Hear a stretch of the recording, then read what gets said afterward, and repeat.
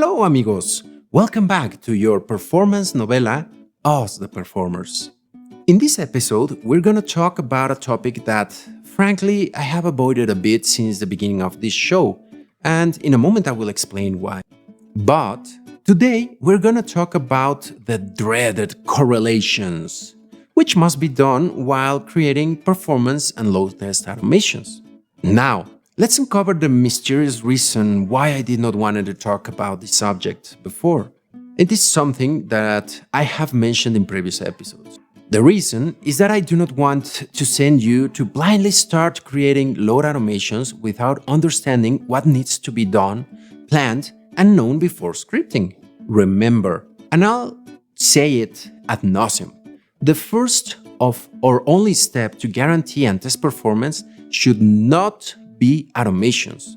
Not only load tests, neither automations. Not only that, beware please.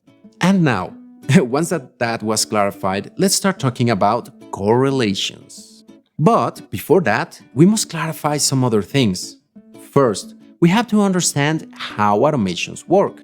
Automations, in general, are aimed at making a program, or if you want to imagine it, something like a robot, to execute the actions that a living being would do in the system. The reasons for this need are many in all the testing areas that exist. Some automations check that, as an example, the executed step does not fail, or that the system accepts or declines certain data, and many other things. On the other hand, in our world of performance, we have two general objectives for an automation. On one hand, it is that it must execute or trigger an action, and on the other hand is that it must measure the response time of this action. And for load testing, our main interest, of course, is to execute lots of actions, when it is not humanly possible to do so many. These automations trick the server into thinking that a real person is executing the actions. Let's see, as an example, a conversation on the phone. We can program a bot so that the person on the other line thinks that they are talking to a real person. Right, Alex Siri? Mr. Geppetto, I'm telling you that I'm a real person. Really. You almost convinced me, Alex Siri. But well, friends, just like in a phone conversation, when we communicate with someone, either with a friend or a pizza delivery center, we are using correlations, believe it or not. In simple terms, a correlation is a mechanism that we use to save information received from the other person that we're talking with, which will be needed later during our conversation. Maybe you haven't thought about it that way, but in reality, whenever we talk to someone, we correlate when we pay attention to what the other person is telling us. To keep the conversation flowing, we need to use the saved data that what we are paying attention. Here, the conversation of an application with the server works the same way. As an example, like I mentioned, when we call a pizza place, the first thing that the server does is tell us his or her name and ask for ours or some other information to identify us, such as our telephone number. If the operator tells us that his name is Jose, when we answer, we will have to say his name multiple times in the conversation, Jose, doing it during the rest of our order, even at the end when we say, "Goodbye, Jose, thank you." We will have also to record other things, such as like if Jose told us "nice Monday," it is likely that during the conversation we will mention that it's Monday again.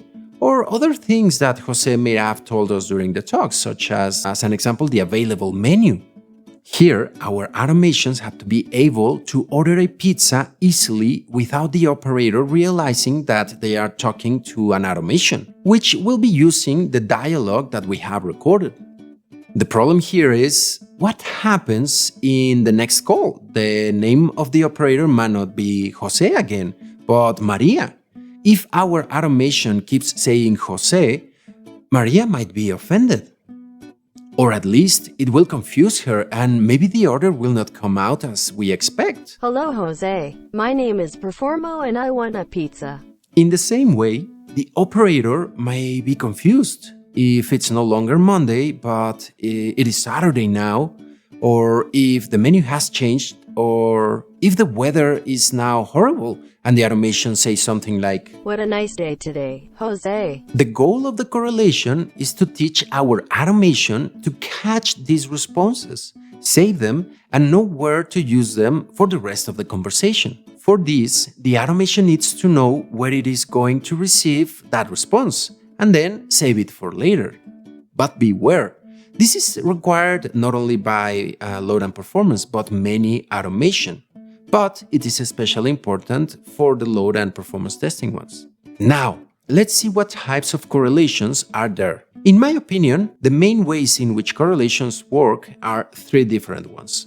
The first, I think, is the simplest, but at the same time the most unstable. This is visually, where the automation can recognize areas of the screen in the form of an image. Then, they decode the image and save the value that appears there. Does this CAPTCHA ring a bell there? CAPTCHA was created to stop these visual automations that do not do testing. They are called bots. But back to our automation topic. As I say, these visual ones are unstable because if the image changes a little bit, even in their position, the automation will break because they can no longer find anything. And also, the visual ones are not used often in load testing, since the mechanism of interpreting the images is heavy, similar to when we simulate a full web browser. And the weight is important because the load automations must be as light as possible to be able to generate lots of load with the smallest number of computers. Now, let's go to the other two types, which happen mainly in automations at the protocol level, which are the ones that instead of simulating clicks in the browser or the application, they only simulate the communication between the application and the server. The first type of protocol correlation is known as boundaries, and broadly speaking, these require us to indicate two edges and save whatever is between those two edges. It's a little like when we go to the supermarket. We know that beers if we are looking for beers, are the ones in between snacks and soft drinks. Here in a similar way, we're going to indicate the automation, which are the elements that surround what we want to save in the communication. Left and right boundary, and then what is in between, it'll save it. As an example, in the call to the pizzeria, we could say that the left edge would be, "Thank you for calling XX Pizza. My name is..." and then the middle part that we will save, and on the right side might be something like, "How may I help you?" Then, keeping what is in between those, we will save most probably the name of the operator. Task accomplished. If those two boundaries are repeated in that same phrase, it may save multiple items several times, which is very useful to save multiple things, for example, when the operator tells us the whole menu, an item, another item. And last, the other type of correlations at protocol level are regular expressions, which are very powerful if you know how well to use the regular expressions, if you know it well, of course. In this, we will tell the automation to look for a specific pattern using this regular expression, and it will save all the matches for us in that message. As I say, it is very powerful, but use them carefully as they require a very good understanding of regular expressions, which on themselves are a huge topic. And well, amigos, we have extended a bit again. But this subject is, again, very long, and it's very important that you understand it really well. But for now, as usual, if you want us to talk in depth about something that I mentioned today or about any other topic, please leave the comment below here in the section. And if you haven't already, do not forget to subscribe to this channel, hit the like button, activate the notifications, and all that. But above all, please share this channel with your friends and other performers. Alright, it is time for me to say goodbye. See you in the next episode. Adios. Besos.